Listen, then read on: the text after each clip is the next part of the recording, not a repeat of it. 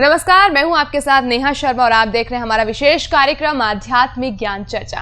और आइए शुरुआत करते हैं कार्यक्रम की और जानते हैं विचार जगत गुरु तत्वदर्शी संत रामपाल जी महाराज, सतलोक आश्रम बरवाला, जिला हिसार हरियाणा, बनाम हंसा देश पंथ के प्रमुख संत श्री सतपाल जी महाराज, पंजाबी बाग, दिल्ली के विचार।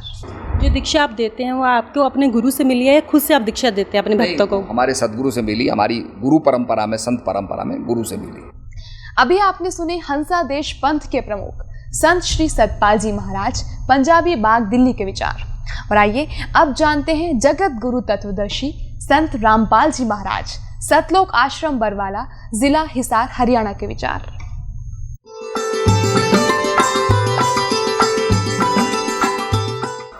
सतगुरुदेव की जय।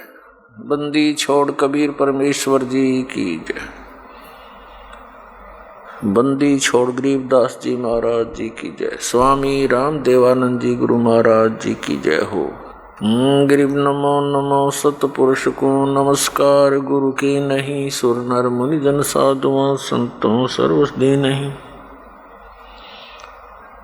सतगुरु साहेब संत सब दंडोतम प्रणाम, आगे पीछे मध्य हुए तिनको जा कुर्बान।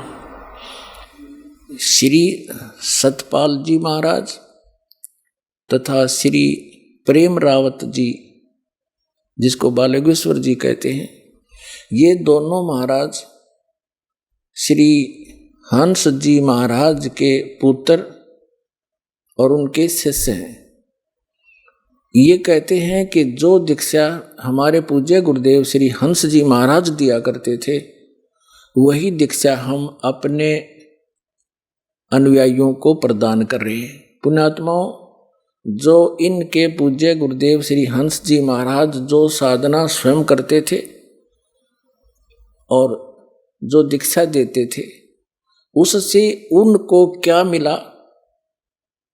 40 वर्ष की साधना के उपरांत वो प्रेत बाधा से पीड़ित, देखिएगा प्रमाण, जो अब सतपाल जी महाराज और श्री प्रेम रावत जी जो उनके छोटे भाई हैं, जो वही साधना ये दे रहे हैं, तो इनके अनुयायियों की क्या दशा होगी। ये क्या बता रहे हैं कि तालों पर जीभ लाने से आदमी ना तो मरे ना उसका रोग होए। या खेचरी मुद्रा श्री हंस जी करा करते, ऐसे बुरी बीमारी हुई, घुटना में रोग हो गया और बुखार से तड़प कर मर गए और भूत प्रवेश कर गए उस साधना से। तो खा खैया साधना।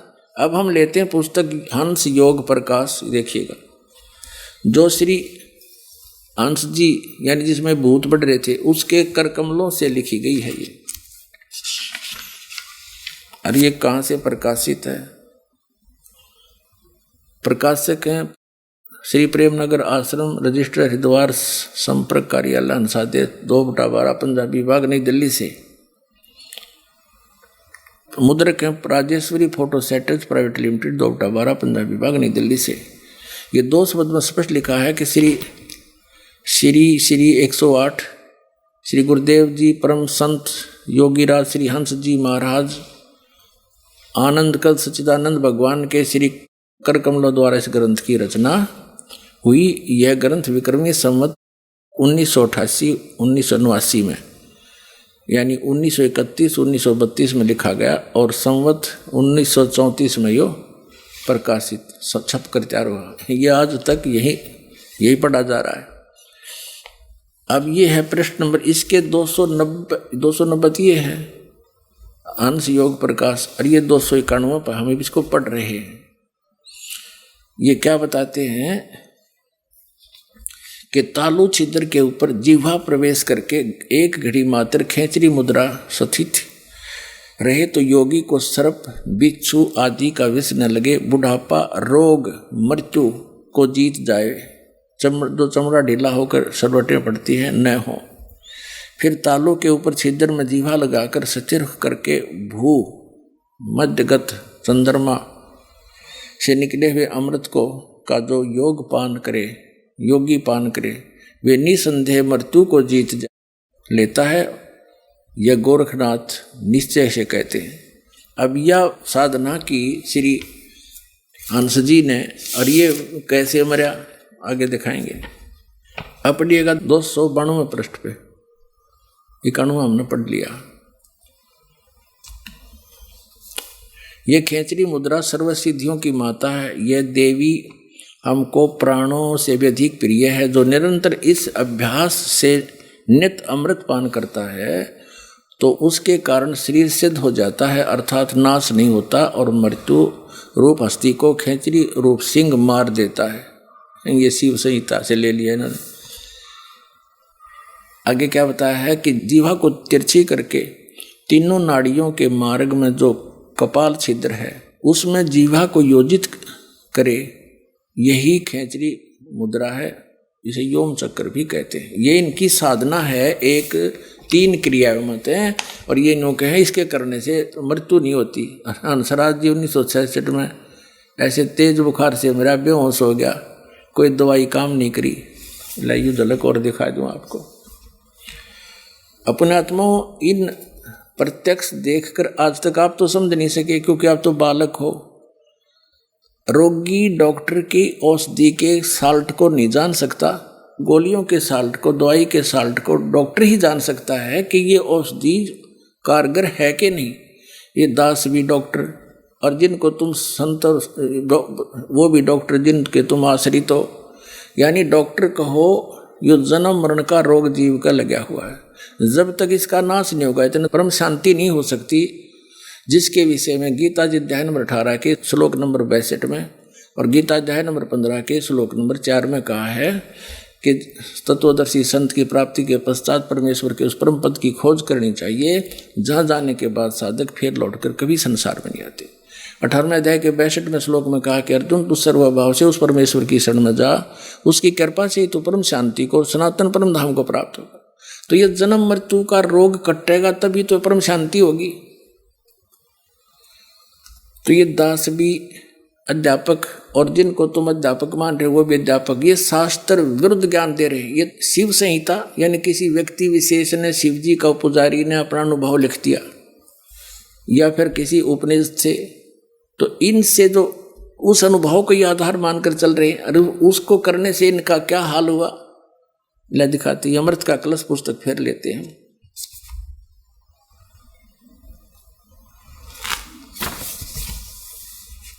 ये प्रकाशक हैं, ये इसके मुद्रक हैं, और इसके ये देखिएगा इसके 20 पृष्ठ पे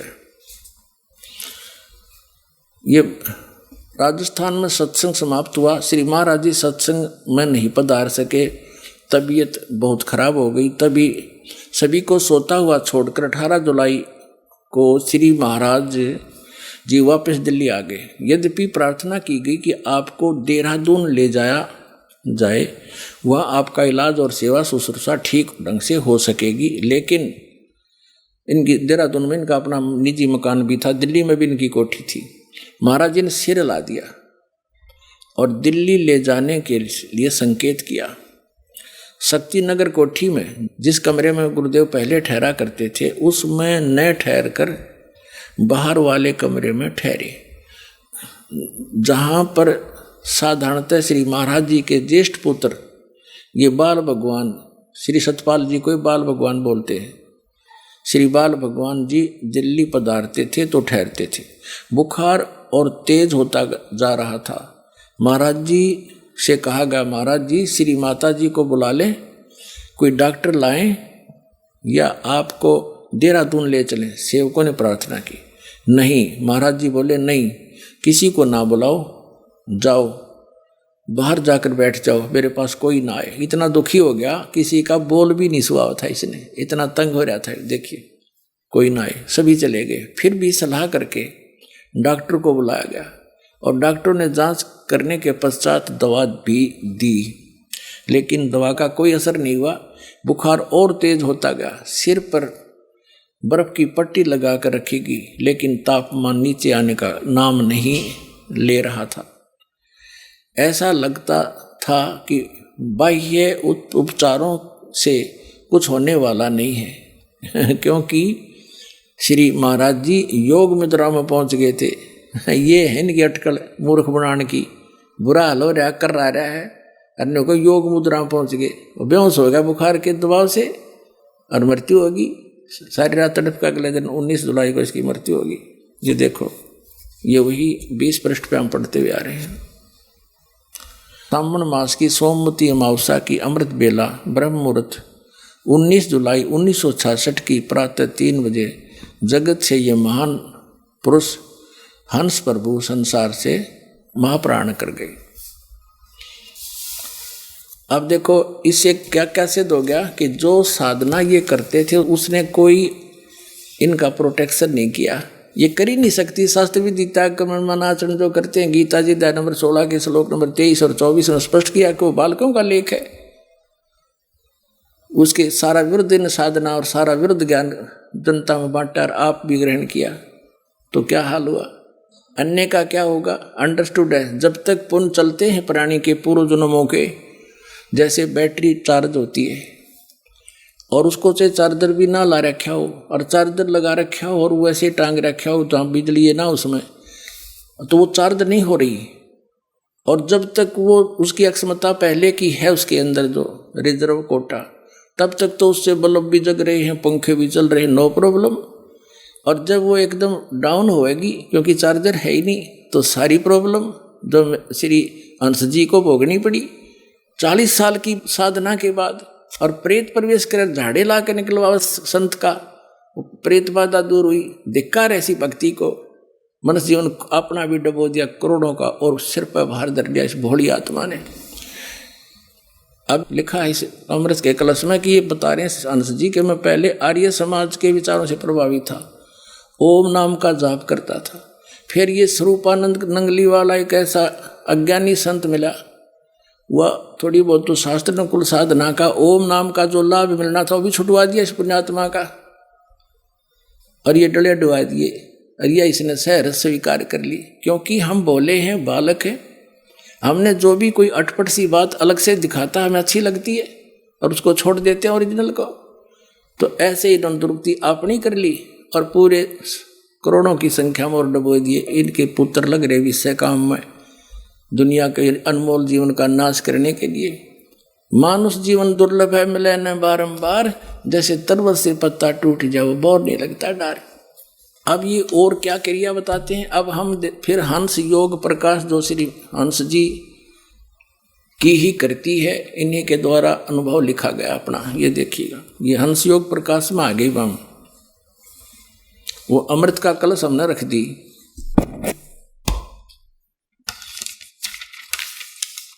ये हंस योग प्रकाश है, यहाँ से प्रकाशित है और ये इसके प्रकाशक हैं। ये मुद्रक है इनका। और इसमें स्पष्ट है कि महाराज जी ने अपने हाथ से लिखा है। अब हमने 292 में पढ़ लिया था जिसमें इन्होंने खेचरी मुद्रा का वर्णन बताया है, यह खेचरी मुद्रा के विषय में। अब अनहद नाद विधि या 293 पे है। जब आधी रात बीत जाए तब योगी पुरुष एकांत जगह में, जहाँ जीव जंतु किसी को बोल न सुने पड़े, वहाँ बैठकर दोनों हाथों से कान बंद करके पूरक और कुंभक करे, श्वास को रोककर ध्यान से सुने। ये इनकी अनहद साधना है। जो भीतर का नाद है उसको दाहिने कान से सुने और पहले झिंगर कैसा नाद मालूम होगा, फिर वंशी का सा शब्द होगा, फिर उसके बाद बादल की गर्दन होगी, फिर झंझा की आवाज़ हो आवेगी, फिर भौरा का शब्द होगा, आगे घंटा और कांसे के पात्र की आवाज़ आएगी, फिर तुरई का शब्द तथा भेरी, मृदंग और नगाड़े की आवाज़ आएगी। ये कोई अन्य किसी संत का अनुभव जो संस्कृत में लिखा है, ये अनुवाद करके इन्होंने अपने प्रमाण में लिया है कि ये साधना ये ऋषि भी करते थे। कान बंद करके अंदर अनहद नाद सुनना, ये इनकी क्रिया। और इसको यही साधना एक खेचरी मुद्रा को छोड़कर प्रकाश देखना, अनहद धुन सुनना और पांचों नाम काल के जाप करना, ये राधा स्वामी पंथ वाले बताते हैं, और वही साधना ये इनकी है। सबका मिलजुला कर इनका सारा वही खिचड़ी पक रही है, काल के ही जाल में फंसे पड़े हैं। वर्तमान के अंदर श्री सतपाल जी महाराज जो श्री हंस जी के सुपुत्र हैं, और इनको नाम दान का भी ये आदेश ना दे पाए, क्योंकि ये तो 1966 में बेहोश होकर मर गए। उस समय श्री सतपाल जी महाराज तो मंसूरी पढ़ रहे थे। ये देखिएगा, ये अमृत के कलश पुस्तक है इन्हीं की। अब वो हंस योग प्रकाश हमने रख दी, अब हम ये अमृत के कलश ये पढ़ रहे हैं। यहाँ से ये इसका लेखक है, ये यहाँ से प्रकाशित है, और ये यहाँ से मुद्रित है। अब इसके हमने 20 पर पढ़ लिया था कि 19 जुलाई ब्रह्म मुहूर्त में ये बेहोश होकर मरे थे। यहाँ पर इन्हें पता भी नहीं था, ये ऊपर आपने देख ही लिया, संकेत दिया। महाराज जी को ये राजस्थान से दिल्ली ले आए, शक्ति कोठी में, शक्ति नगर कोठी में, और वहाँ फिर ये डॉक्टरों ने इलाज किया, बुखार तेज होता जा रहा था। महाराज जी इनसे कहा श्री माता जी को बुला दें, ये न मना कर दिया, किसी को ना बुलाओ, तुम बाहर चले जाओ, बाहर जाकर बैठ जाओ, मेरे पास कोई ना आए। फिर भी सलाह करके डॉक्टरों को बुलाया गया। डॉक्टरों ने जांच करके पश्चात दवा भी दी, लेकिन दवा कोई असर नहीं हुआ। बेहोश हो गए, ये अचेत हो गए, बुखार और तेज हो गया। सिर पर बर्फ की पट्टी लगातार रखी गई, लेकिन तापमान नीचे आने का नाम नहीं ले रहे थे।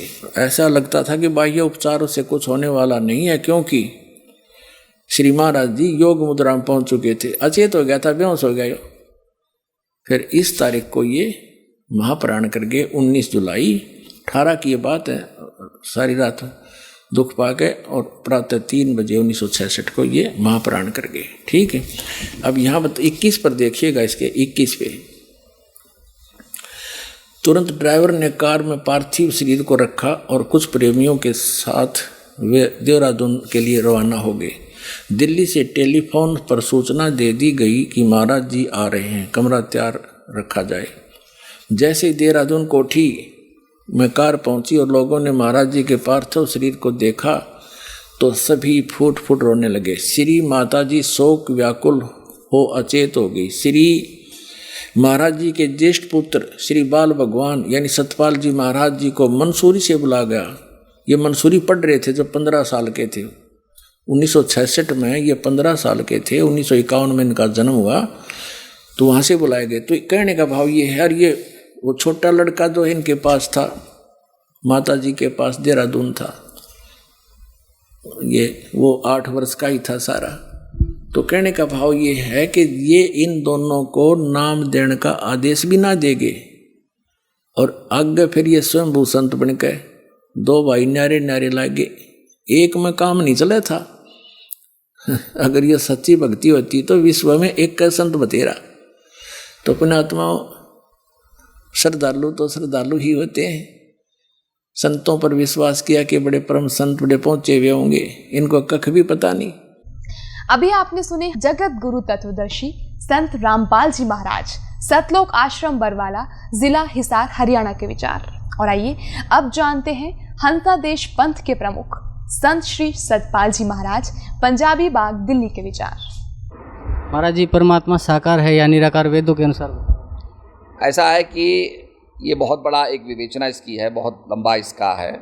मैं ये नहीं कहूँगा कि परमात्मा है, अब उसके अनुभव के आधार पर उसको साकार और निराकार आप समझ सकते। सबसे बड़ी चीज़ है कि परमात्मा है। अभी आपने सुने हंसा देश पंथ के प्रमुख संत श्री सतपाल जी महाराज, पंजाबी बाग, दिल्ली के विचार। और आइए अब जानते हैं जगत गुरु तत्वदर्शी संत रामपाल जी महाराज, सतलोक आश्रम बरवाला, जिला हिसार, हरियाणा के विचार।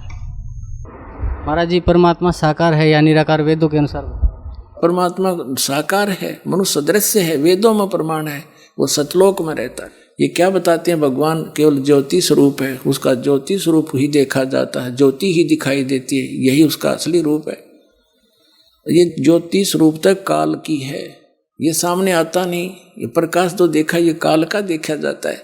ये देखिएगा, एक पुस्तक है अध्यात्म संघ का समाधान, किसके द्वारा इसका शंका समाधान किया गया है। अध्यात्म शंका समाधान संत सतपाल जी महाराज, लेखक महात्मा हरि संतोषानंद। ये प्रश्न उत्तर सतपाल जी के हैं और लेखक है सिर्फ ये महात्मा हरि संतोषानंद। प्रकाशक हैं ये मानव उत्थान सेवा समिति 2/12 पूर्व पंजाबी बाग नई दिल्ली 26 से। और मुद्रक हैं इनके, ये मुद्रक हैं Rajeshwari photo setters private limited 2/12 पूर्वी पंजाबी बाग नई दिल्ली से। ये 5 नंबर पृष्ठ पे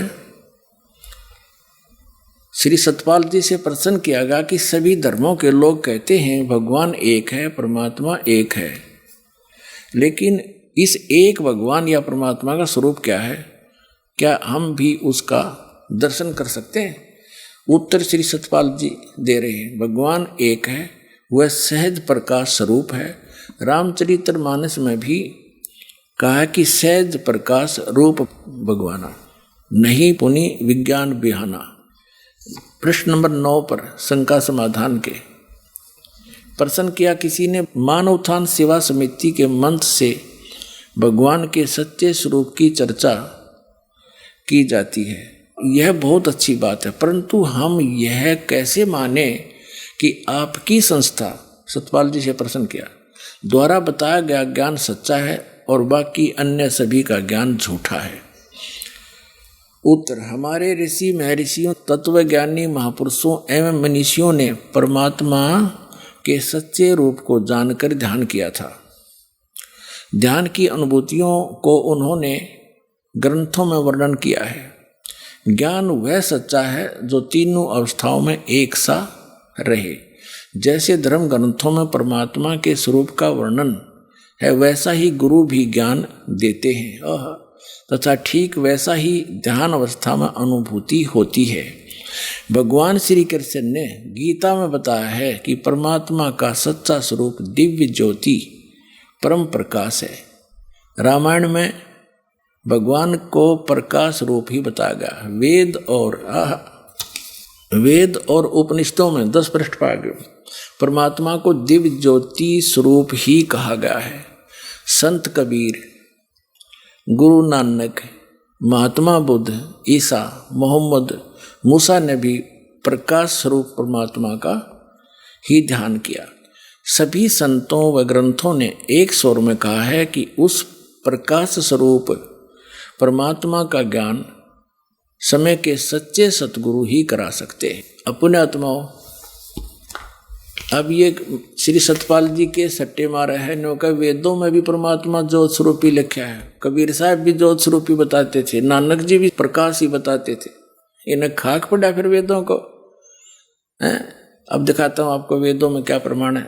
इन वेदों के विद्वान माने जाने वाले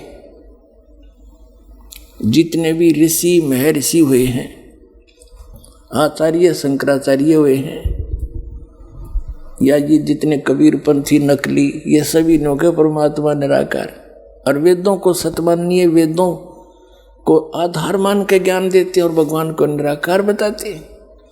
एक महर्षि दयानंद आर्य समाज प्रवर्तक ने वर्तमान में इन वेदों का ठेका ले रखा था कि जो ज्ञान महर्षि दयानंद को है विश्व में किसी को नहीं, ये वेदों के सही ज्ञाता है।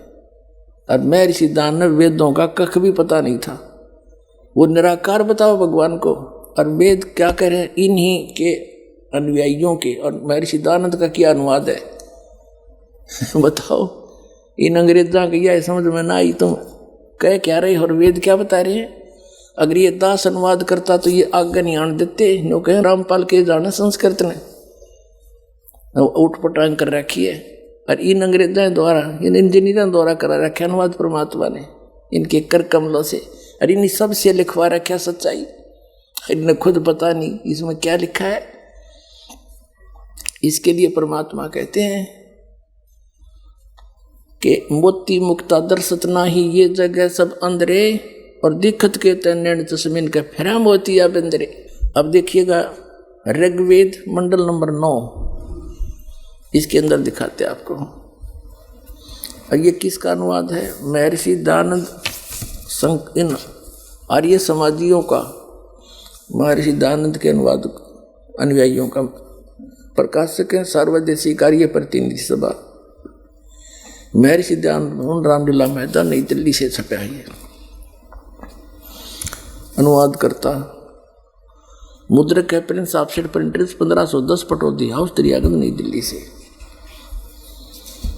अब इसको आपका दिखाते हैं ऋग्वेद मंडल नंबर 9 सूक्त नंबर 86 का, ऋग्वेद मंडल नंबर 9 सूक्त 86 का मंत्र 26। इसमें वही प्रमाण जो का त्यों, वही प्रमाण जो कबीर सागर में धर्मदास जी ने बताया आंखों देख के, वो ज्यों का त्यों प्रमाण आपको इन पवित्र वेदों में मिलेगा। देखिएगा ऋग्वेद मंडल नंबर 9 सूक्त 86 का मंत्र 26 है। यहाँ है ये कबीर शब्द, हम इसको कबीर बोल रहे हैं, वह को हम वह बोलते हैं अपने देसी लैंग्वेज में, देसी भाषा में। यज्ञ करने वाले यजमानों के लिए परमात्मा, यज्ञ माने धार्मिक अनुष्ठान करने वाले यजमान माने भक्तों के लिए परमात्मा सब रास्तों को सुगम करता हुआ उनके विघ्नों को, संकटों को मर्दन करता है, नाश करता है और उनको पवित्र करता हुआ और अपने रूप को सरल करता हुआ वह कांति में परमात्मा देखे।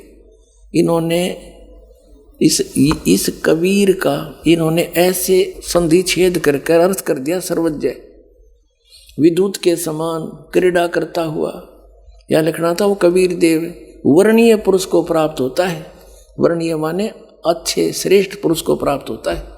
अपनात्मा इन्होंने यहाँ कबीर का अपसर्ग लगा के कवि ही बना दिया, अर्थ कर दिया सर्वज्ञ। देखो ये कबीर अतो, इसका इन्होंने ये संधि छेद कर दिया, इसका अर्थ यहाँ लिखना था कबीर देव। बुद्धिमता ये थी, जैसे उदाहरण के लिए ये यजुर्वेद है, ये यजुर्वेद है, इसका ऊपर रह लगा है, इसको संधि छेद करेंगे इस रह को यहाँ लगा सकते हैं, दो अपसर्ग। जहाँ भी इस यजुर्वेद नामक ग्रंथ की महिमा होगी और वहाँ केवल यजु भी लिखा हो तो उसका अंडरस्टूड अनुवाद करता ने लिखना पड़ेगा यजुर्वेद, वो बुद्धिमान है अगर ऐसा लिखता है। इसका अर्थ कर दे यजु का, तो जिसकी महिमा बताई जा रही हो तो फिर उसका ज्ञान कैसे होगा, वो क्या चीज़ है, कोई पुस्तक है या कोई और वस्तु है। देखिएगा ये यजुर्वेद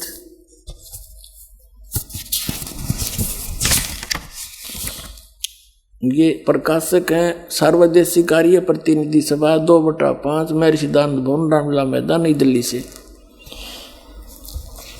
इसके अनुवाद करता महर्षि दयानंद सरस्वती, आर्य समाज प्रवर्तक, मुद्रक Prince offset printers 1510 Pataudi house, Daryaganj, नई दिल्ली से।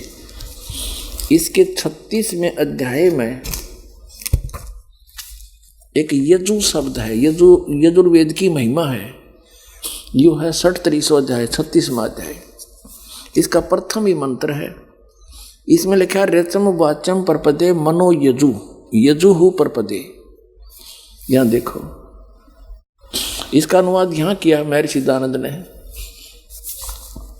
यहाँ लिखा कि ये यजु का अर्थ इसने यजुर्वेद करना पड़ा, ओनली यजु लिखा मूल पाठ में, तो बिल्कुल ठीक किया। और यहाँ अगर कर देता इसका अर्थ तो कैसे पता लगता है महिमा यजुर्वेद की है किसी और की। तो ऐसे ही समझो पुण्यात्माओं, जहाँ पर परमात्मा की महिमा चल रही है, उसकी महिमा गाई जा रही है, और वहाँ ये कवि शब्द है तो कबीर देव लिखना पड़ेगा। और जहाँ पर कोई कविता के बारे में है तो वो अंडरस्टूड है काव्यकार, उसका अलग अर्थ किया जा सकता। सर्वज्ञ तो हो ही नहीं सकता, कवि कोई सर्वज्ञ हुआ आज तक, इन मारा के सट्टे। अब आपको दिखाते हैं हम फिर ये ऋग्वेद पर आगे यजुर्वेद रख दिया। अब हम यहाँ आगे ऋग्वेद मंडल नंबर 9 सूक्त 86 का ये मंत्र 26 है, हम फिर पढ़ने इसका। कहते हैं यज्ञ करने वाले यजमानों, यानी साधना करने वाले साधकों, भक्ति करने वाले भक्तों के लिए परमात्मा सब रास्तों को सुगम करता हुआ उनके विघ्नों को, संकटों को मर्दन करता है और उनको पवित्र करता हुआ और अपने रूप को सरल करता हुआ वह कांतिमान यानी तेजोमय शरीर युक्त परमात्मा कबीर देव, यहाँ लिखना चाहिए हमने कबीर देव, बस हम कबीर साहब बोल रहे हैं, ये कबीर देव लिख दें, ये व्याकरण के ज्ञाता कबीर देव लिख देते, हम उसको कबीर देव बोला। हाँ, कबीर देव माने परमेश्वर, कबीर साहब कह दें, भाषा भिन्न है, बाकी उसी महिमा की, उसी परमात्मा की महिमा चारों वेद बता रहे हैं। कबीर साहब ने कहा था, धर्मदास ये चारों वेद मेरी ही महिमा का गुणगान करते हैं। वेद मेरा भेद है, मैं ना मिलूं वेदन के माही, और जौन वेद से मैं मिलूं ये वेद जानते नहीं। ये चारों वेद मेरी ही महिमा बता रहे हैं, लेकिन इन वेदों में वर्णित विधि से मेरी प्राप्ति नहीं, क्योंकि यजुर्वेद अध्याय नंबर 40 के मंत्र नंबर 10 से लेकर 13 तक स्पष्ट कर दिया है कि उस परमात्मा की सही जानकारी तो तत्वदर्शी संत बताओगे, उन तो पूछ ले। वेद ज्ञान दाता भी वही है जो गीता ज्ञान दाता है, और वही कुरान शरीफ ज्ञान दाता है। तो ये कहता है कि उनसे पूछो। तो यहाँ पर जो परमात्मा कहते हैं कि जो वेदों में ज्ञान है वो तो मेरे बारे में है, लेकिन मेरे पाने की विधि को ना, क्योंकि ये वेदों में केवल एक ओम मंत्र है। यजुर्वेद अध्याय नंबर 40 के और मंत्र नंबर 15 में कहा कि ओम कर्तु समर कल्वे समर कर्तुम समर, मुझ ब्रह्म का ओम नाम है। 40 में जाके फिर 17वें श्लोक में कहा कि वो परमात्मा तो प्रोक्ष है, गुप्त है, और मुझ ब्रह्म का ओम नाम है। तो वेदों से इन ऋषियों ने ज्ञान तो था नहीं, तत्वदर्शी संत मिला नहीं, ओम नाम को पूर्ण परमात्मा का मान कर रगड़ा लाना शुरू कर दिया। ये तो ओम का काल का जाप है, ब्रह्म का, इससे जन्म मरण छूटे नहीं, तो वो परमात्मा नहीं मिल सकता इन वेदों में वर्णित विधि से। तो कबीर साहब कहते हैं कि वेद मेरा भेद है, मैं ना मिलूं वेदन के माही, और जौन वेद से मैं मिलूं ये वेद जानते नहीं। वो कौन सा वेद है? श्रीमद् भगवत गीता अध्याय नंबर 4 के श्लोक नंबर 32 में कहा कि अर्जुन, जो सच्चिदानंद घन ब्रह्म ने यानी परम अक्षर ब्रह्म ने अपने मुख से स्वयं आकर के ज्ञान बोला है, वो तत्व ज्ञान है, और उसको मैं नहीं जानता। चौथे अध्याय के 34वें श्लोक में कहा कि उस तत्व ज्ञान को तू तत्वदर्शी संतों के पास जाकर समझ, उनको दंडोत प्रणाम करने से, कपट छोड़कर उसकी सेवा करने से तत्वदर्शी संत तुझे उस परमात्मा का उपदेश करेंगे, परम तत्व का। तो इसलिए कहा है कि तो यहाँ इनको वो मिला नहीं, तो इसलिए कहते हैं गुरु बिन काहुन पाया ज्ञाना, जो थोथा भूसड़े मूड किसाना।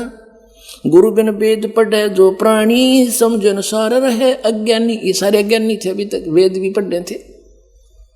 अब फिर क्या बताते कबीर साहब के जौन वेद से मैं मिलूं ओ तत्व ज्ञान, वो वेद जो भगवान ने स्वयं आकर बोला, और इस दास के सामने उसने खोला, अरे बाप के सामने दास ने ढूंढा उठा दिया, और आप भर लो इसके हैं अपने भंडार परमात्मा की तरफ से। अब देखो, तो यहाँ कबीर साहब कहते हैं वेद मेरा भेद है। तो ये प्रकट हो रहा है कि कबीर है वो परमात्मा जो अपने रूप को सरल करके हल्का तेज पुंज का बना के, जैसे आप जी ने कबीर सागर में देखा, धर्मदास जी ने जब नीचे से कबीर साहब आए हुए थे जिंदा महात्मा के रूप में, एक सिंपल मैन जैसा बॉडी, और जब ऊपर सतलोक में जाकर देखा वही परमात्मा सिंहासन पर बैठे हैं, सिर पे मुकुट है, ऊपर छतर है, और उसके एक रोमकूप में करोड़ सूर्य मिला दे, करोड़ चंद्रमा मिला दे, ऐसा उनके शरीर की शोभा, इससे भी ज़्यादा रोशनी है। तब धर्मदास ने परमात्मा पर विश्वास हुआ कि वही है जो नीचे से ऊपर गया था। तब धर्मदास जी ने पूछा, हे परमात्मा, आपने अपना वो रूप, वो शोभा यहाँ क्यों नहीं शोभा युक्त आए? तो परमात्मा ने कहा, जब मैं एज इट इज उसी शोभा उसी तेज पुंज से यहाँ आ जाऊं तो इस निरंजन यहाँ के ब्रह्म भगवान का कलेजा हिल जा, और उस इतने नूर ने तुम देख नहीं सकते चरम दृष्टि, वो तो ऊपर की दृष्टि उस आत्मा वाली न्यारी है, उनसे देखा जाता है। इसलिए मैं अपने उस हल्के उस शरीर को सरल करके आया हूँ। यह अपने उसमें कबीर सागर में प्रमाण देख लिया, और ये वेद बता रहे हैं कि वो परमात्मा अपने रूप को सरल करके, यानी वहाँ तो घना नूर है उनका, और जब तब यहाँ आता है, अच्छी आत्माओं को मिलता है। देखिएगा ऋग्वेद मंडल नंबर 9 सुख 86 का मंत्र 26 पढ़ रहे हैं हम। ये है वेद ज्ञान। है अपने रूप को सरल करता हुआ वह कांति में परमात्मा कबीर देव। यो कबीर साहब लिखना था ना कबीर देव को, चाहे कबीर परमेश्वर। विद्युत के समान क्रीड़ा करता हुआ, यानी विद्युत जैसी स्पीड इतनी गति से आता है और वर्णीय पुरुष को यानी श्रेष्ठ आत्मा को प्राप्त होता है। और देखो 27 में कमाल कर दिया। ऋग्वेद मंडल नंबर 9 सुख 86 का मंत्र 27 में क्या कहा है? वह प्रकाश पुंज परमात्मा को, जो परमात्मा ध्रुवलोक के और तीसरे पृष्ठ पर विराजमान है, वहां बैठा है वो भगवान, वहां रहता है और वहां से चलकर आता है गति करके। अब और दिखाते हैं ऋग्वेद मंडल नंबर 9 सूक्त 82 का है। ऋग्वेद मंडल नंबर 9 सूक्त 82 का और ये मंत्र नंबर 1 देखें। इसमें लिखा है कि जो सर्वोत्पादक प्रभु, सबकी उत्पत्ति करने वाला परमात्मा, प्रकाश रूप सद्गुणों की वर्षा करने वाला और पापों का हरण करने वाला, वह राजेव, राजेव माने राजा के समान, राजा के समान। देख ये 269 पे कदे नकली फेरने कह दें, पृष्ठ बदल गया होगा। और ये 270 पे राजा के नुन पढ़ दिया आपने, राजा के समान दर्शनीय है, देखण में राजा के समान है, सिंहासन पर बैठा है और वह पृथ्वी आदि लोकांतरों के चारों ओर शब्दमान हो रहा है। वह वर्णीय पुरुष को, जो दृढ़ भक्त है, उसको पवित्र करता हुआ प्राप्त होता है। उसको मिलता अच्छी आत्माओं को। जिस प्रकार विद्युत यानी आकाशीय बिजली स्नेह वाले स्थानों को आधार बनाकर प्राप्त होता है। अब आगे बताऊंगा, पहले ये पढ़ लें। अब दूसरा मंत्र ऋग्वेद मंडल नंबर 9 सूक्त 82 का मंत्र 2। हे परमात्मन, वो किस उद्देश्य से आते हैं? उन भक्तों को मिलते हैं उपदेश करने की इच्छा से। आप उनको तत्व ज्ञान बताने की इच्छा से आप महापुरुषों को प्राप्त होते हो। आप अत्यंत गतिशील पदार्थ के समान हमारे आध्यात्मिक यज्ञ को प्राप्त होते हैं, बहुत स्पीड ताते हो। और आप सर्वज्ञ नहीं, कबीर देव हैं। आप कबीर परमात्मा हैं। आप कबीर परमात्मा हो गया स्पष्ट। आप कबीर परमात्मा हैं, शुद्ध स्वरूप हैं। हमारे पापों को दूर करके हे सोम, हे अमर परमात्मा, हमको सुख दे। अपने आत्माओं क्या बताया है कि वो परमात्मा सतलोक में रहता है, उसके तीसरे भाग में, तीसरे पोर्शन में, सबसे ऊपर वाले में, टॉप मोस्ट। गरीबदास साहिब जी ने परमात्मा को देखा, कहा अरस कुर्स पर सवेत गुमट है, जहाँ सतगुरु का डेरा। अरस के कुर्स पर समेत गुमट है और सवेत छतर सिर मुकुट विराजे, और देखत न उस चेहरे नू, गरीबदास ये वक्त जाते रो गए इस पैरे। कहते हैं जब तत्वदर्शी संत मिला नहीं और यो ज्ञान समझ में आया नहीं, तो ये मनुष्य जीवन आपका चला जाएगा और रोगे इस पैरे ने, इस समय ने याद करके रोया करोगे। इन नकली संतों से पीछा छुटाओ, इस दास के पास आओ और अपना कल्याण करो। बोलो सतगुरुदेव।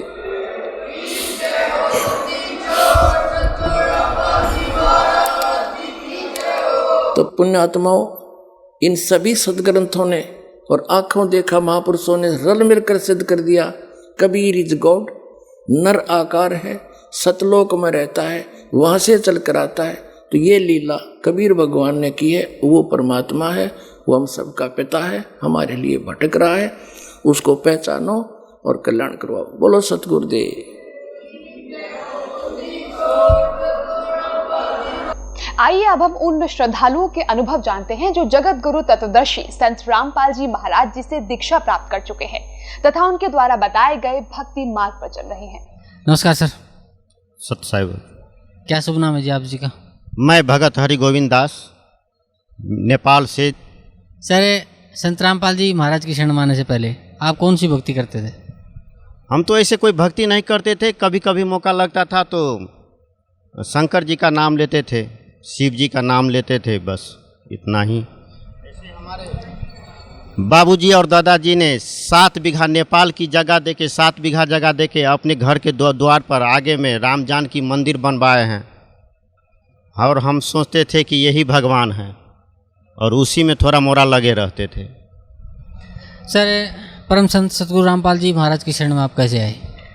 संत जी के शरण में हमसे पहले हमारे ससुर जी लगभग 1-1.5 वर्ष 2 वर्ष पहले से थे, और उन्होंने हमें बीच बीच में प्रेरणा दे रहे थे कि परमात्मा ये है, इसमें लगे रहो, लेकिन हमको विश्वास नहीं होता था। किताब भी दिए, हम 1-2 पेज पढ़े, हमको कुछ समझ में नहीं आया और हम पढ़ नहीं सके, और हम उसको घोर विरोध करते थे। तो पर भी कहना नहीं मानते थे, पटक पटक हमको कहते थे और हम उसको घोर विरोध करते थे। एक दिन की बात है, हम अपने गांव मिर्चैया से 5 किलोमीटर मनहरवा पश्चिम पड़ता है, वहाँ आम तोड़ने गए। आम और छोटा सा गाछ था, आम तोड़ लिया, 4-5 फीट पर से हमने खस गया, और खसने के बाद मेरा पीठ का रीढ़ पूरा टूट गया। मैं लेटे रहा, उठ नहीं सका। किसी ने सहारा देके वहाँ जो देखने वाले सब हमको उठा के मिर्चैया लाया। वहाँ एक्सरे हुई, एक्सरे होने के बाद पता चला कि पीठ की रीढ़ पूरा ख़त्म हो गया है, तुम किसी भी समय पैरालिसिस हो सकते हो, ज़्यादा देर नहीं ठहरोगे पैरालिसिस हो जाओगे। कहाँ जाओगे? तो हमने सोचा कि काठमांडू जाना है, वहाँ मेरा साला भी डॉक्टर है वीर अस्पताल में, वहीं जाऊँगा। वहाँ एम्बुलेंस से हमको काठमांडू भेजा गया, और काठमांडू भेजा गया, वहाँ हमने 19 दिन बेड पर लेटे रहे। डॉक्टर ने सलाह दिया कि इसको अब 2-3 किलो से ज़्यादा नहीं उठाना है, ये अब ठीक नहीं हो पाएगा, इसको 3 महीने बाद में मैं ऑपरेशन करूँगा, और अभी इसको घर भेज दो, 3 महीना लेटा रहेगा बेड पर। मैंने घर आया, 3 महीना लेटा। वो लेटे लेटे हमने किताब पढ़ी, भक्ति का सौदागर, जो अभिज्ञान गंगा है। किताब पढ़ने के बाद हमको पता चला कि परमात्मा तो ये है संत रामपाल जी महाराज, और ये चाहे तो हमको ठीक कर सकते हैं, बाकी हम पैरालिसिस तो हो ही गए हैं जैसे लगता है। तो हमने अपने ससुर जी से फ़ोन करके परमात्मा के बारे में क्षमा मांगे कि मैं बहुत दुखी हो रहा हूँ, मेरा दिशा पेशाब लोग सफा कर रहा है, श्रीमती भगतमती, मैं परमात्मा से माफ़ी मांग रहा हूँ, और कैसे माफ़ी मांगूँ ये तो मैं नहीं जानता, आप मेरा संदेशा पुगा दीजिए, और आपके बारे में भी मैंने बहुत अनाप शनाप बोला है, आप तो माफ़ करिए देंगे, लेकिन परमात्मा से हमको माफ़ी मांग दीजिए। उन्होंने कहा अच्छा ठीक है, मैं जा रहा हूँ, 2-4 दिन के बाद आश्रम ज़रूर मांगूंगा। वहाँ आके उन्होंने माफ़ी मांगे। माफ़ी मांगने के बाद हमको बेड पर लेटना घूमना शुरू होने लगा, कुछ हमको विश्वास जमा, और इसके बाद हमने यहाँ आने का भी चेष्टा किए, और 3 महीना में 2-3 दिन कुछ दिन घटी था, हमने उठ गया 5-7 दिन पहले ही। उठने के बाद मेरा पैर तो इतना मोटा हो गया, और टोने से एकदम काट को पूरा कारा हो गया, नशा काम नहीं किया, हम चल फिर एकदम नहीं सकते थे। ऐसे करके ऐसे लट्ठी से 5 मिनट चलते थे, इसके बाद हम 3 घंटा रोते थे, पीड़ा इतना हो रहा था, ठरे दिशा करते थे। हमने जीवन से हार मान लिया, सोचा कि अब हम मर जाए, इसी में अच्छा है, लेकिन आत्महत्या करे तो परिवार का लोग दुखी होगा। हम खाना पीना बंद कर देते हैं, और खाना पीना बंद करने के बाद धीरे धीरे शरीर गल जाएगा और मर जाएंगे हम, यही हमने सोचा। तो ससुर जी ने यहाँ लाने का चेष्टा किए, हमने बोला ठीक है, मैं जाने के लिए तो तैयार हूँ, लेकिन मेरा उम्मीद नहीं है कि अब मैं मरा हुआ आदमी ठीक हो पाऊँगा। यदि मैं ठीक नहीं होता हो तो आप हमको आश्रम में छोड़ देंगे, और वहाँ भी मैं कुछ दिन रास्ता देखूँगा, ठीक नहीं हो पाया तो नेपाल उत्तर आने की वजह मैं वहाँ से भी दक्षिण चला जाऊँगा। आप हमें जिद न करना, इस शर्त पर ले जाना चाहते हैं तो चलिए। तो उन्होंने यहाँ 5-7 दिन रहने का, 5 दिन रहने का इस किस्म से टिकट लिया। हमने यहाँ आया, आते दिन हमको बहुत दिक्कत हुई। दिक्कत क्या हुई कि उधर मेरा साला डॉक्टर था, उसने अपने सीनियर डॉक्टर के सलाह अनुसार हमको फ़ोन करता था, और मेरे बेटा भी वहाँ रहता है, उससे भी फ़ोन करवाता था कि आप नहीं जाओ वहाँ, रास्ते में पूरा पैरालिसिस हो जाओगे, जो कुछ भी थोड़ा मोड़ा चलना आता है वो भी खराब हो जाएगा, आप यहाँ आ जाओ काठमांडू डॉक्टर के यहाँ। आपको ऑपरेशन कर दिया जाएगा। हमने अपने कान से सुना था कि ऑपरेशन करने के बाद भी हम 2 किलो से ज़्यादा न उठा पाएंगे, और हम 2 किलो उठाने वाला अपना पेट नहीं पाल सकेंगे तो बाल बच्चा का क्या पालते। इसलिए हमको लगा नहीं, हम परमात्मा के ही यहाँ वहाँ जाएंगे कहीं। वहाँ तो ससुर जी कहते हैं कि ठीक हो जाओगे। लास्ट में पटक पटक फ़ोन हुआ तो लास्ट वाले में बोले कि ठीक है, अब आप फ़ोन मत उठाओ वहाँ का, और चलो आप वहाँ से दौड़ते हुए आएंगे। और दौड़ते हुए वाले शब्द जो बोले तो वहाँ जो देखने वाले थे कुछ माई लोग, वो लोग हंसने लगे कि मरा मुर्दा को ले जा रहा है और कैसे दौड़ते हुए आएगा। हमको भी आश्चर्य लगा, दौड़ते हुए तो नहीं आ सकेंगे, हो सकेगा कुछ सुधार हो सकता है। हमने ठीक है यहाँ आने के लिए कर लिया। आया भी, रास्ते में कोई दिक्कत नहीं हुई। यहाँ आके सत्संग चालू था, हमको 2 बैग पर बैग रख दिया गया और हम उस पर बैठ गए, सत्संग सुने। सत्संग सुनने के बाद में नामदान लिए। नामदान लेने के बाद में हमने दर्शन करने आया। दर्शन करने आया तो हमारे साथ में जो थे हमारे ससुर जी, और मेरे पीठ में बेल्ट लगे हुए थे स्टील का, और मैं लट्ठी पर ऐसे आ रहा था। यहाँ की सेवादारों ने लट्ठी रख दो भाई। हमने बोला कैसे जा पाऊँगा, तो मेरे कंधा पर हाथ रख लेना। मैं ठीक है, तो हमारे ससुर जी को वहाँ से हटा दिए, लाइन में लगा दिए, वो लाइन में आ गए। इसके बाद पीछे में बेल्ट देखे, ये तो खोलना होगा। मैंने बोला कि ये तो मैं नहीं खोलूँगा, खोलूँगा तो अभी थसक जाऊँगा। तो ठीक है, हम लोग खोल देते हैं और 2 आदमी साइड में हो जाएंगे, उस पर हाथ रख लेना। आपकी मर्जी, खोलना है खोल दो। खोल दिए। खोलने के बाद यहाँ आए, हम अलग लाइन में हो गए। हमारे अगल बगल में हमारे जान पहचान वाली कोई नहीं थे, बस परमात्मा आए हमारे सामने। हमने बोले गुरुदेव, अब इतना आदमी में, इतना भक्त लोगों में, वो तो हमको पहचानेंगे नहीं, मैं क्या बोलूँ ना बोलूँ। तो हमने यही सोचा कि परमात्मा से माफ़ी मांग लेंगे। हमने तो अनाप शनाप बोला है। हमने बोला गुरुदेव हमको माफ़ कर दीजिए। इसके आगे हम बोल नहीं सके, हमको आँख से आंसू आ गया। गुरुजी बोले कि अरे बेटा तुमको माफ़ तो मैंने कब का कर दिए हैं। तो हमको पता चला कि आगे पीछे कोई नहीं है मेरा जान पहचान वाले। गुरुजी कैसे हमको पहचान गए, ये तो साक्षात परमात्मा है, यहाँ छुपे बैठे हैं। बाप रे बाप, हमको ठीक हो जाएगा आप, हमको विश्वास लगा। तब इसके बाद हम बोले कि माफ़ कर दिए हैं, तो मैं कहाँ खड़ा हो पा रहा हूँ। पैर का नस एकदम फट रहा है, डांड कमर एकदम दुख रही है, आंसू एकदम आ रहा है, दर्द से मैं खड़ा ना हो पा रहा हूँ। ठीक हो जाओगे बेटा, सब्र करो, थोड़े दिल के लिए व्हील चलिए प्रयोग कर लो। तक में हमारे ससुर जी आ गए। हमारे ससुर जी बोले गुरुजी ये वही है। हाँ, हमने सारा इसको पहचान लिया, हमने इसको पहचान लिया, कहना नहीं पड़ेगा। बस इसके बाद हमने दंडोत प्रणाम किया। दंडोत प्रणाम करने से यहाँ का सेवादार ने रोका कि तुम नीचे मत लेटो, उठ नहीं पाओगे। मैंने बोला यही चाहता हूँ, जो घर पर मरता यहाँ ठाव पर आकर मर रहा हूँ, जगह पर आ गया हूँ। हमने लेटा और लेटने के बाद खुद उठ गए। उठाने के लिए तो चाहा 2 सेवादार, हमने मना कर दिया, आप नहीं उठाओ, मेरा कमज़ोर रीढ़ है, कहीं टूट जाएगा। मैं खुद उठ गया और उठने के बाद हमारे ससुर जी व्हील चेयर लाए, वहाँ था ही, उस पर बैठे। कुछ ही दूर ले गया कि मेरे शरीर में पैर में शक्ति आया। मैंने बोला रुकिए रुकिए रुकिए, नहीं चलिए ना, नहीं रुकिए ना आप। बस वो रुकने के बाद क्या हुआ, तो मेरा पैर में शक्ति आया है, रुकिए तो। बस इसके बाद मैंने ठहरा हुआ तो सीधा ठहरा हो गया, जैसे अभी खड़ा हूँ। इससे पहले मैं ठहरा नहीं हो पा रहा था। और हमको आशीर्वाद मिले। उसी रात हम 3 बजे, लगभग 2:45 बजे 5 मिनट लगी, जिसको पेशाब कहते हैं, पेशाब लगी। हमने गया बाथरूम पेशाब करने के लिए, जाने में 10-12 मिनट लगी। लौटते वक्त हमको दिशा आ गया, दिशा लगा। हम बोले अब हम जाएंगे, अपने आदमी को उठा के लाएंगे, तब तक में क्या होगा ना होगा। ठीक है, हम बैठ जाते हैं, बैठ तो सकते नहीं हैं, कोशिश करते हैं, यहाँ जो होगा 2-3 घंटा में तो आए करेगा। जब सुबह होगी तो भगत लोग हमको लेटा देखेगा तो उठाएगा।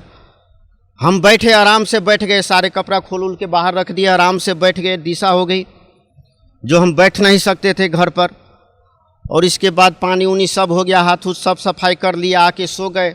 जब 6:45 साढ़े 5 बजे तो आए हमारे बाबूजी ससुर जी उठाने के लिए कि उठो चलो टॉयलेट जाना है। हमने बोला हम तो आ गया।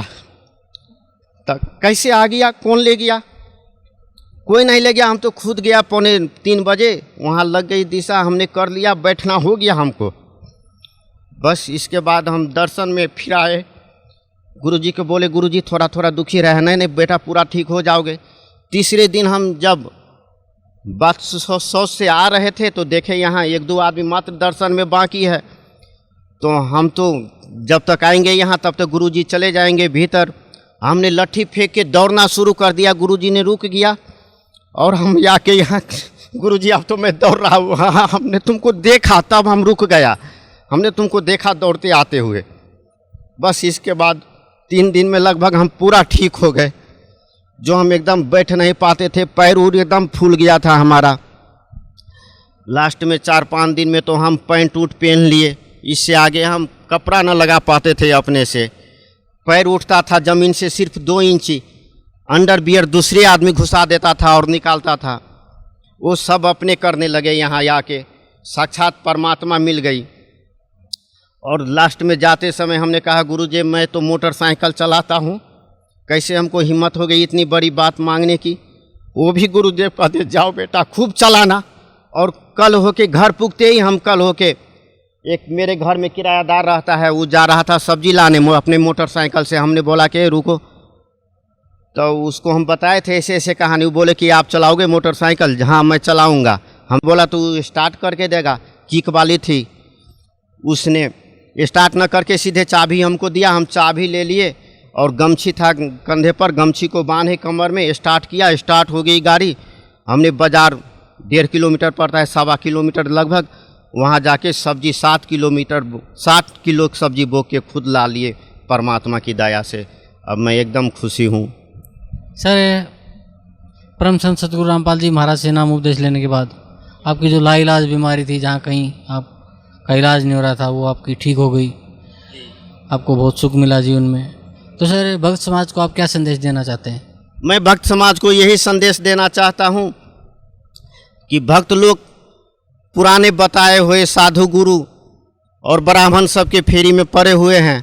वो लोग अपने से शास्त्र पढ़े और यहाँ शास्त्र अनुसार आके इस बरबारा आश्रम में ज्ञान ले और पूर्ण परमात्मा से मिले, जो मोक्ष प्राप्त होगा। अभी यहाँ 84 लाख योनि में मनुष्य भटक रहा है और मारने जीने में भी काल निरंजन का कोई अपना स्वार्थ है। जो स्वार्थ का अध्ययन करे बूझे, मैं यही कहना चाहता हूँ। और यहाँ आने के बाद हमको क्या फ़ायदा हुआ? अभी हमारे 3 लड़का है, तीनों लड़का यहाँ से नाम ले लिया है। एक छोटा लड़का तो हमसे भी पहले लिया था, हमने उसको डांट डबर के नहीं ऐसा नहीं करना है कहकर मना कर दिया था। बाद में फिर हमने बोला कि अरे हम तो नाम लिया, तुम काहे लिया हुआ छोड़ दिया? तो आप ही ने तो हमको डांटने लगे, इसलिए हमने छोड़ दिया था। हमको फिर नाम दिलवा दीजिए बस। वो छोटा भी आके ले लिया है, बड़ा भी चाइना MBBS कर रहा है, वो भी आके यहाँ नामदान ले लिया है। और नामदान लेने के बाद वहाँ से खबर पठाया कि मैं अपने सेक्शन में सेकेंड हो गया हूँ। जो पहले थोड़ा कमज़ोर विद्यार्थी था वो, और महिला बीच वाले, वो भी नहीं मान रहा था, वो भी आके यहाँ नामदान ले लिया है। सारे परिवार हम लोग लग गए हैं। भक्तमती तो हमसे 1 बरस पहले से थी, लेकिन हम नहीं मान रहे थे, इसलिए उसकी में भी बाधा अर्चन हो रहा था उसके में। और मैं यही कहना चाहता हूँ भक्त जनों को और पूरे समाज को कि यहाँ सतलोक आश्रम बरवाला जिला हिसार भारत की हरियाणा प्रदेश में आके अपना नामदान ले और अपनी कल्याण करवाए, अपने मोक्ष प्राप्त करे, अपने खुशी जीवन बिताए। धन्यवाद आपका, बहुत बहुत धन्यवाद। बहन जी, क्या नाम है आपका? मेरा नाम अलका है। कहाँ से आए हैं आप? मैं गांव वैदखेड़ी, जिला शामली, UP से आई हूँ। बहन जी, संत रामपाल जी महाराज की शरण में आने से पहले आप कौन सी भक्ति करते थे? संत रामपाल जी महाराज की शरण में आने से पहले मैं सभी देव देवताओं की पूजा करती थी, मंदिर जाती थी, सभी जगह जाती थी मैं, लेकिन मुझे कोई राम नहीं मिल रहा था। मैं बहुत बीमार थी, मेरे मम्मी पापा बहुत ज़्यादा बीमार थे, बहुत दुखी थे, लेकिन ये सब भक्ति करते करते भी कोई लाभ नहीं हो रहा था। बजाय लाभ के और नुकसान ही हो रहा था। मेरे पापा को ब्लड कैंसर था, कुछ नहीं राम हुआ, सब डॉक्टर ने जवाब दे दिया था। मेरी मम्मी भी बहुत बीमार थी और मैं भी बहुत बीमार थी, लेकिन हमें कोई लाभ नहीं हुआ। बहन जी, संत रामपाल जी महाराज की शरण में आप कैसे आए? संत रामपाल जी महाराज की शरण में हमारे गांव के एक संजू भगत जी हैं, जिन्होंने रामपाल जी महाराज का नाम उपदेश ले रखा है। उन्होंने हमें बताया कि वहाँ जाने से, नाम उपदेश लेने से आपके सब कष्ट दूर हो जाएंगे और आपको मोक्ष मिलेगा ही मिलेगा। क्योंकि मेरे पापा जो हैं वो झाड़ फूक का काम करते थे। एक किस्म के ओझा ही थे वे, मतलब सबको झाड़ते थे, सबको फ़ायदा देते थे, लेकिन इतना सब कुछ करने के बाद भी हमें कोई सुख नहीं मिल रहा था। सबको सुखी करते करते हम इतना दुखी थे कि हम किसी को बता भी नहीं सकते थे। एक दूसरे के गल लग के ऐसे रोते थे जैसे अपना कोई था ही नहीं। कोई पूछता भी नहीं था कि क्या हो रहा है, क्या खाया भी नहीं, कुछ खाया कि नहीं खाया। मेरी मम्मी को रसोली हुई थी पेट में। डॉक्टर ने कहा था कि सिर्फ 15 दिन का टाइम है, 15 दिन के टाइम के बाद इनका कोई इलाज नहीं हो सकता है, इनकी रसोली फूट सकती है और इनकी कोई गारंटी नहीं। फिर हम यहाँ सतलोक आश्रम बरवाला में आए, गुरुजी से नाम उपदेश लिया। नाम उपदेश लेने के बाद ही 15 दिन के अंदर अंदर जो कहा था डॉक्टर ने, ऐसा कुछ नहीं हुआ। मेरी मम्मी ठीक हो गई। आज हमें नाम उपदेश लेने के 3 साल हो गए हमें। आज मेरी मम्मी बिल्कुल ठीक है, कोई दवाई नहीं खाई। मेरे पापा को ब्लड कैंसर था, मेरे पापा बिल्कुल ठीक हो गए। आज कोई भी परेशानी नहीं है। और मैं एक दिन स्कूल जा रही थी, ऐसे ही नाम जाप करते करते, पहला नाम मिला हुआ था, स्कूल जा रही थी। एक भैंस ने इतनी जोर की टक्कर मारी मुझे कि मुझे पता भी नहीं चला पल भर में क्या हो गया। मैं साइकिल से इतना जोर की गिरी, पुल पे से इतना जोर की गिरी कि शायद उस दिन मैं बच नहीं पाती। लेकिन मुझे ऐसा महसूस हुआ जैसे कि संत रामपाल जी महाराज ने मुझे अपनी गोद में उठा लिया। मुझे खरोंच तक नहीं आई। और मेरी जो मम्मी थी वो भी ठीक हो गई, मेरे पापा भी ठीक हो गए। आज हम परमात्मा की दया से बिल्कुल खुश हैं। बहन जी, भगत समाज को क्या संदेश देना चाहते हैं आप? मैं भक्त समाज को यही संदेश देना चाहूँगी कि सतलोक आश्रम बरवाला में आओ और संत रामपाल जी महाराज से नाम उपदेश लेने के बाद अपना कल्याण करवाओ। क्योंकि सतलोक आश्रम बरवाला में पूर्ण संत कबीर साहिब परमात्मा आए हुए हैं, जो संत रामपाल जी महाराज का चोला पहने हुए है। क्योंकि एक बार मुझे सपन दिखा था, जैसे मैं जा रही थी, नाम जाप करते हुए जा रही थी सतनाम का, तो एक कुतिया मरी हुई पड़ी थी, उसके 2 पिल्ले भी थे। वो बहुत भूख से रो रहे थे। मुझे देखा नहीं गया उन पिल्लों को। मैं उनको उठा करके घर लेकर आई, उनको दूध पिलाया, सब काम किया। वो पिल्ले देखते देखते मेरी आंखों के सामने ही 2 बच्चों का रूप ले लिया। मेरी आंख खुल गई। मैं सोची ये परमात्मा आपने आज मुझे क्या दिखाया। मैं पूरे दिन ऐसे ही बीत गया, मैं रोती रही, मुझे कुछ समझ नहीं आया। फिर जब संध्या आरती का टाइम हुआ, मैंने जोत लगाई, संध्या आरती की, मैंने परमात्मा से अरदास की, हे परमात्मा इसके पीछे क्या राज है, मुझे एक बार फिर दर्शन दे के बताओ परमात्मा इसके पीछे क्या राज है। फिर अगले दिन परमात्मा सौपन में आए, कहा बेटी, जैसे ही सौपन में आए तो मुझे 2 फल दिए और ये जो पाठ प्रसाद मिलता है ये दिया। और जैसे इनको लेकर मैं बेड पर रखा तो एकदम से एक काला भयंकर सा आदमी मेरे सामने खड़ा था। उसने मेरा हाथ पकड़ लिया। गुरुजी कह रहे थे कि ये काल था। एक तरफ गुरुजी खड़े थे, एक तरफ काल खड़ा था। काल ने मेरा हाथ पकड़ा, लेकिन गुरुजी के पास तक मेरा हाथ नहीं गया। मेरे हाथ में बेड की चादर आ गई। मैं और बंदी छोड़ की जय बोलती रही। एकदम से बंदी छोड़ की जय बोलते बोलते परमेश्वर ने अपना हाथ बढ़ाया। जैसे ही हाथ बढ़ा, काल ने मेरा हाथ छोड़ दिया और मेरी आँख खुल गई। फिर अगले दिन फिर ऐसे ही हुआ। मैंने फिर परमात्मा से अरदास लगाई तो परमात्मा ने कहा आकर कि बेटी 600 साल पहले तू एक सत्या नाम की डॉक्टरनी थी, तेरे कोई औलाद नहीं थी, लेकिन तू मेरी शरण में आई थी, इसलिए तू मेरी शरण में आई थी, तूने मेरी भक्ति की थी, इसलिए मैंने तुझे अपने पास रख लिया था। और कहा था बेटी जब हम खुद चलकर पृथ्वी पर आएंगे उस वक्त आपको भेजेंगे। मैं तो भक्त समाज को यही संदेश देना चाहूँगी कि वो परमात्मा कबीर परमेश्वर धरती पर आए हुए हैं, उनसे नाम उपदेश ले और अपना कल्याण कराए। सत साई। धन्यवाद बहन जी, बहुत बहुत।